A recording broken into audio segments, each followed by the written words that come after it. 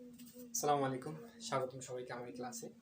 গত ক্লাসে আলোচনা করছি ব্যাচ প্রসেসিং নিয়ে। আজকে আমি আলোচনা করব স্পেলিং প্রসেসিং নিয়ে। তো শুরুতে একটা ছোট্ট উদাহরণের মাধ্যমে ক্লাসটা শুরু করি।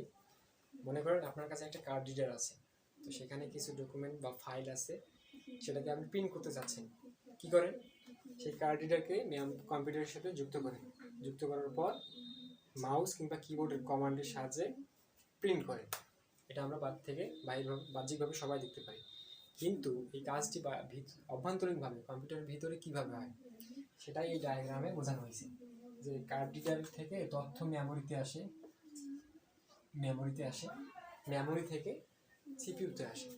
সিপিইউ সেটাকে প্রসেস করার পর আবার মেইন মেমোরিতে দেয় বা মেমোরিতে প্রদান করে। সেই মেমোরি থেকে প্রিন্টারের মাধ্যমে বিষয়টাকে বা ডাটাটাকে প্রিন্ট করা হয়। আচ্ছা, এই যে কাজটা সম্পন্ন হলো, কত সময় লাগবে? এই সময়টা নির্ভর করে কার্ড রিডার কত দ্রুত মেমোরিকে ডাটা দিবে, আবার মেমোরি কত দ্রুত প্রিন্টারকে সেই ডাটাটা প্রদান করবে। এখন কন্ট্রোল প্রসেসিং ইউনিটের তেমন সময় লাগে না, কারণ আমরা জানি control processing unit data processing rate বা ডাটা প্রসেসিংয়ের হার খুব বেশি অন্যান্য যে ডিভাইসগুলো থাকে। যেমন সাধারণ একটা যদি কম্পিউটারের কথা চিন্তা করি, যে তার ডাটা প্রসেসিং স্পিড হচ্ছে 3 × 10⁻⁶ বিট পার সেকেন্ড, মানে সেকেন্ডে সে এত পরিমাণ ডাটা প্রসেসিং করতে পারে। কিন্তু কার্ড রিডার সেকেন্ডে কী পরিমাণ ডাটা ট্রান্সফার করতে পারে বা ট্রান্সমিশন সম্পন্ন করতে পারে? 2000 বিট পার সেকেন্ড, মানে সেকেন্ডে সে 2000 বিট ট্রান্সফার করতে পারে। তো সময়টা খুবই কম, মানে ডাটা ট্রান্সফারের হারটা খুবই কম।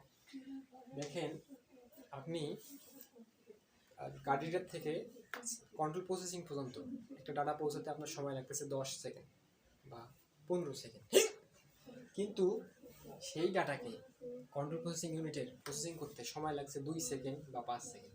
তাহলে অতিরিক্ত 10 সেকেন্ড বা 8 সেকেন্ড, হ্যাঁ, এই সময়টা সিপিইউ বসে থাকবে বা কোনো কাজ করবে না। এটা হচ্ছে সিপিইউর আইডল টাইম, মানে সিপিইউর অবসরের সময়।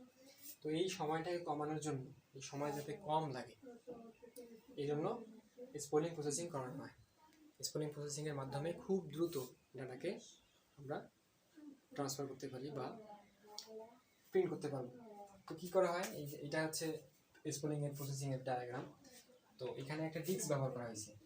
আমরা জানি যে ডিস্কটা ব্যবহার করা হয়েছে, ওর ডাটা ট্রান্সফারের স্পিড হচ্ছে 1,00,000 বিট পার সেকেন্ডে সে 1,00,000 বিট ট্রান্সফার করতে পারে। তো অনেক বেশি। তো কী করা হয়? এই কার্ড রিডার থেকে ডাটা ডিস্কে পাঠানো হয়, মেমোরিতে না পাঠিয়ে ডিস্কে পাঠানো হয়। ডিস্ক থেকে সেই ডাটা সিপিইউতে পাঠানো হয়। সিপিইউ সেখানে প্রসেস করার পরে মেমোরিতে দেয় প্রিন্ট করার জন্য।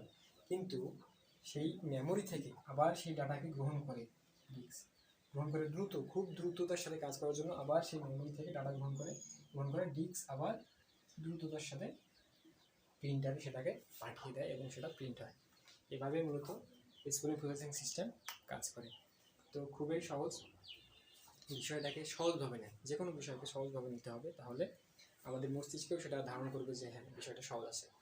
আর দু একবার ভালোভাবে পড়েন, আশা করি যে বই থেকে যদি আপনি 2 একবার রিডিং করেন ভালোভাবে, আশা করি বিষয়টা বুঝতে পারবেন। তো ধন্যবাদ সবাইকে এতক্ষণ সাথে থাকার জন্য। আশা করব পরবর্তী ক্লাসে সাথে থাকবেন। ধন্যবাদ সবাইকে।